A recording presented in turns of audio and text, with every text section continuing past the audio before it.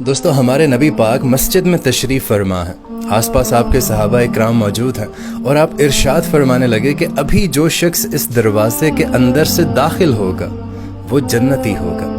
تو تمام صحابہ اکرام بڑے انہماک سے اس دروازے کی طرف دیکھنے لگے، اور پھر کیا دیکھتے ہیں کہ مدینے کے ایک انصار صحابی اس دروازے کے اندر سے داخل ہوتے ہیں۔ ان کے دونوں ہاتھوں میں جوتا ہوتا ہے اور داڑھی مبارک وضو کے پانی سے تر ہو رہی ہوتی ہے۔ دوسرا دن آیا، ہمارے نبی پاک صلی اللہ علیہ وآلہ وسلم نے پھر ارشاد فرمایا کہ اس دروازے سے جو شخص داخل ہونے والا ہے وہ جنتی ہے۔ اور صحابہ اکرام نے ایک بار پھر دیکھا کہ وہی مدینے کا انصار صحابی اس دروازے کے اندر سے داخل ہوا اور اس کے ہاتھ میں جوتے ہیں اور داڑھی مبارک وضو کے پانی سے تر ہے۔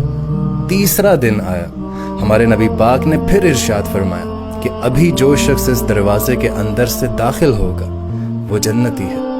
اور پھر تمام صحابہ اکرام نے اسی شخص کو دوبارہ دیکھا۔ اب وہاں موجود تمام صحابہ اکرام یہ سوچنے لگے کہ ایسا کیا خاص ہے ان صحابی میں جو نبی پاک صلی اللہ علیہ وآلہ وسلم نے ایک نہیں، دو نہیں، لگاتار 3 دن انہیں جنت کی بشارت دی ہے۔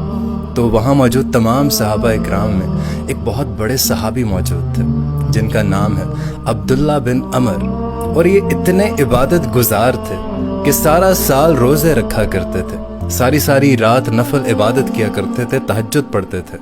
وہ یہ سوچنے لگے کہ میں اتنی عبادت کرتا ہوں، میرا اٹھنا بیٹھنا اوڑھنا بچھونا سارا کچھ اسلام کے مطابق ہے، لیکن ان صحابی کے پاس ایسا کیا ہے کہ نبی پاک نے انہیں جنت کی بشارت دی ہے۔ تو انہوں نے سوچا کہ چلو پتہ کرتے ہیں۔ اب حضرت عبداللہ بن عمر ان صحابی کے پاس گئے اور عرض کرنے لگے کہ چچا، وہ عمر میں ان سے بڑے تھے، ادھیڑ عمر کے تھے، چچا کیا میں آپ کے گھر 2-3 دن قیام کر سکتا ہوں؟ میرے والد کے ساتھ کچھ انبن ہو گئی ہے۔ تو انہوں نے انہیں رہنے کی اجازت دے دی۔ اب حضرت عبداللہ بن عمر یہ جاننا چاہتے تھے کہ ایسا کون سا عمل وہ کرتے ہیں جس کی وجہ سے نبی پاک نے 3 دن لگاتار انہیں جنت کی بشارت دی ہے۔ رات ہوئی، حضرت عبداللہ بن عمر اپنی چارپائی پر آئے، اپنا بستر اوڑھا اور ٹکٹکی باندھ کر ہلکے سے دیکھنے لگے کہ یہ ایسی کون سی عبادت کرتے ہیں جس کی وجہ سے انہیں یہ درجہ ملا ہے۔ اب حضرت عبداللہ بن عمر کا یہ خیال تھا کہ وہ صحابی آئیں گے اور ساری رات قیام میں کھڑے رہیں گے اور ساری رات عبادت کریں گے، لیکن وہ صحابی جو ہی کمرے میں آئے اپنی چارپائی پر لیٹے اور سو گئے، اور پھر ان کی جو آنکھ ہے وہ فجر کی آذان سے کھلتی ہے، وہ اٹھتے ہیں، نماز ادا کرتے ہیں اور پھر اپنے روزمرہ کے کاموں میں مشغول ہو جاتے ہیں۔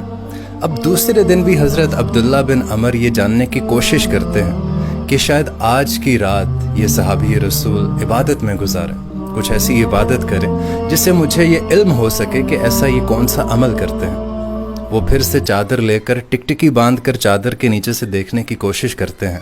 صحابی رسول کمرے میں داخل ہوتے ہیں، چارپائی پر بیٹھتے ہیں، سونے کی دعا پڑھتے ہیں، اللہم بسمک اموت و احیا، اور سو جاتے ہیں، اور پھر دوبارہ ان کی جو آنکھ ہے وہ فجر کی آذان سے کھلتی ہے۔ اب جب حضرت عبداللہ بن عمر خود اس بات کا پتہ نہیں چلا پائے تو وہ صحابی رسول کے پاس جا پہنچے اور پوچھ ہی لیا کہ آپ ایسا کیا عمل کرتے ہیں کہ ہمارے نبی پاک صلی اللہ علیہ وآلہ وسلم نے آپ کو 3 دن لگاتار جنت کی بشارت دی ہے۔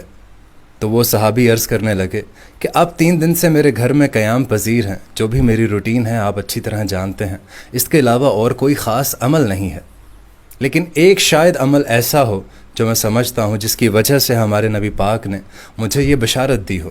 تو حضرت عبداللہ بن عمر بڑے تجسس میں آئے اور پوچھا کہ جلدی سے مجھے بتائیے کہ ایسا کون سا عمل ہے۔ تو وہ صحابی رسول عرض کرنے لگے کہ بیٹا، میں تجھے اصل بات بتاتا ہوں۔ یہاں دل پر ہاتھ رکھا اور کہا کہ یہ جو دل ہے نا، اس میں دنیا کے کسی بھی انسان کے لیے نفرت نہیں ہے، کسی بھی انسان کے لیے بغض نہیں ہے۔ اگر اللہ پاک کسی کو خوشی دیتا ہے تو میں اس کا غم نہیں مناتا، اگر اللہ پاک کسی کو ترقی دیتا ہے تو میں اس سے جلتا نہیں ہوں، میں اللہ تعالیٰ کے ہر کام میں اپنے آپ کو خوش رکھتا ہوں۔ شاید یہی وجہ ہو کہ اللہ کے نبی نے مجھے یہ بشارت دی ہو۔ اور اس وقت کے جو اتنے عبادت گزار ہمارے صحابی تھے حضرت عبداللہ بن عمر، جو کہ ساری رات عبادت کرتے تھے، سارا سال روزے رکھتے تھے، یہ بات سن کر عرض کرنے لگے کہ حضور یہ کام تو بڑا مشکل ہے کہ دل میں کسی کے خلاف بغض نہ ہو، نفرت نہ ہو. یہ تو عبادتوں سے بھی بڑھ کر عمل ہے.